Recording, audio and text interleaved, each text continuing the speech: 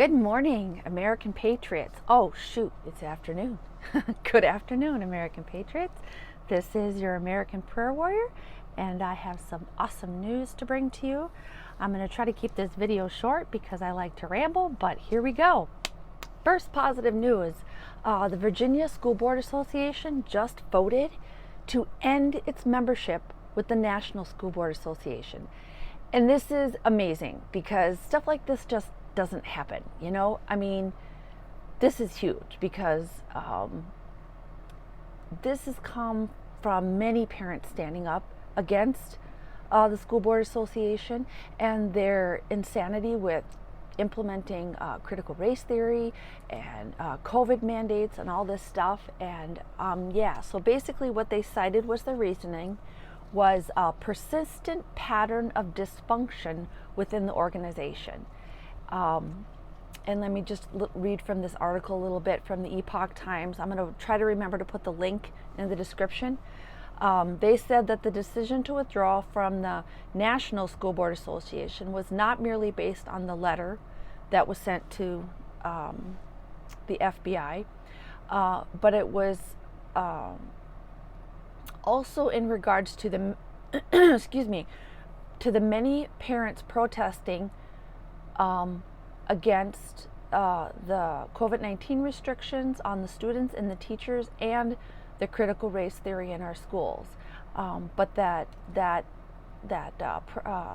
letter that was sent to the President Joe Biden in late September, which compared parents protesting at school board meetings to domestic terrorists, was only a small part of it, that they saw an issue way before this. So this is amazing. This is really good news. They're listening to the people, they're listening to the parents, and we cannot be intimidated by people that are trying to intimidate us. We do need to speak up and stand up for our faith and our beliefs, which means, standing up against critical race theory, because it basically goes against Judeo-Christian values. It goes against the nuclear family. It goes against, it's actually racist. If you know anything about critical race theory, it basically just says that there are two categories: oppressors and oppressed, and that if anybody has a non-white skin color, they are automatically the oppressed, and if you're white, you're automatically an oppressor. So it doesn't base those decisions on the content of our character, or it bases on our skin color, and that's just insane. I mean, if you think about Martin Luther King Jr., and he said someday he wanted a world where people were judged by the content of their character and not their skin color. And he's probably just rolling in his grave right now, because we're basically going back to the 50s and stuff where skin color was everything, and it's just insanity. It also has a lot to do with they're saying that the people that have been successful, that it should be taken from them and given to the people that are not successful. And that just goes against so many things in our environment.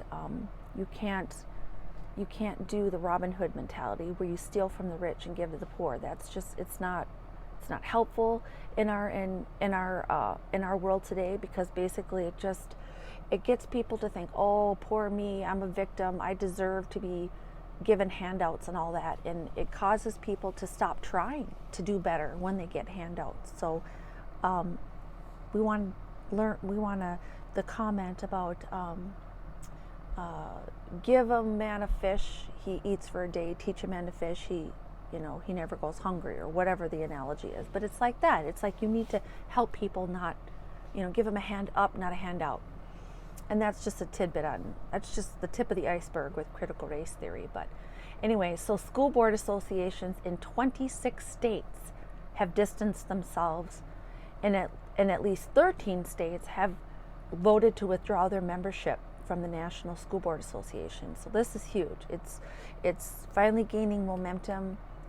People are finally starting to see that our schools have become indoctrination facilities instead of learning facilities, and If you if you know anything about the Communist Manifesto, that's one of their to-dos. That's what's on their list. That's how they come in and turn a democracy into communism. That's part of their, they literally, it's documented. That's how they do it. They do it through the schools. So we're starting to turn the tide and save our country. So it's awesome news. I wanted to make sure that everybody knew that positive things are happening. Changes are happening. People are waking up.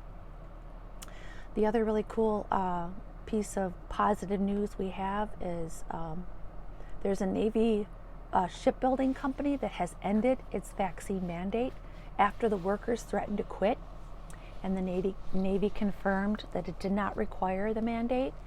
The company is called Huntington Industry. So I hope I'm pronouncing that right. But anyway, it's the parent company of Newport News Shipping Company.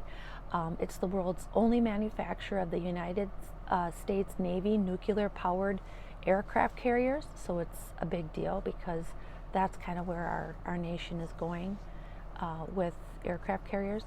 The company also served as just one of the two manufacturers in Virginia and the Columbian-class submarines, and employs over 25,000 workers in Virginia. So it looks like the state of Virginia is well on its way to waking up as citizens. So they originally had announced plans to require all of their 25,000 employees to be fully vaccinated by December 8th. The deadline was then moved to January 4th to give them additional time. And now the deadline has been suspended. So it's huge. It's really huge. People are starting to wake up and realize, and I think a lot of people are regretting having got the vaccine now that they have more information about it, and which is good because there's a lot of people that have gotten the vaccine that regret it, and now they're standing up for those of us who have refused this entire time to get it. So we definitely need to be more careful of the words we use, and be compassionate to those who didn't see the writing on the wall and weren't aware of the danger. So we definitely need to make sure that we're not belittling anybody that has received the vaccine, because we don't know why they got it. We don't know the situation, the circumstances, or the pressure that they were put under that caused them to make that choice. So that's one thing that I've learned through all this is in the beginning, I was very rude and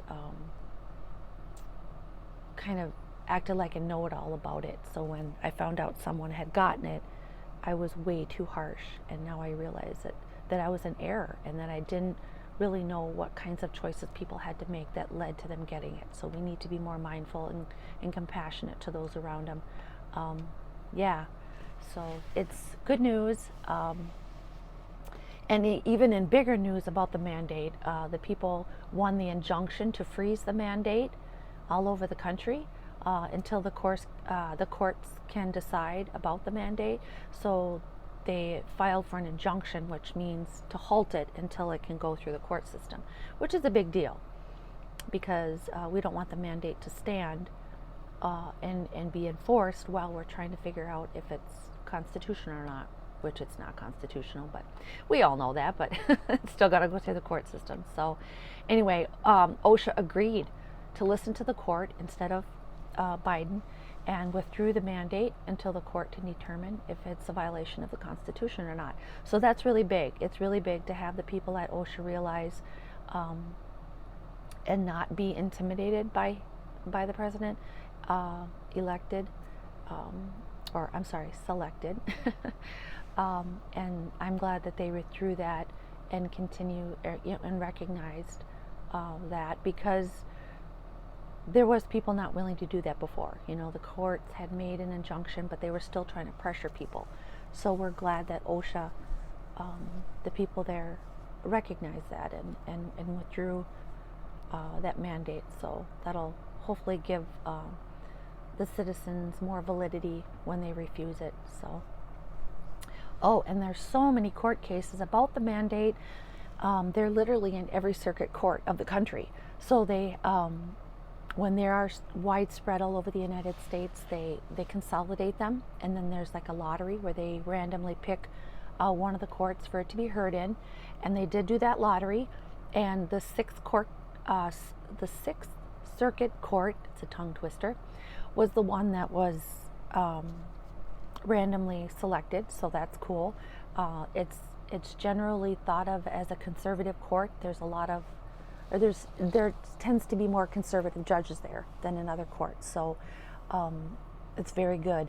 And now we wait and pray for the judges that will be assigned to these cases. My understanding is that that's also random, excuse me, based off of what's on their docket and all that.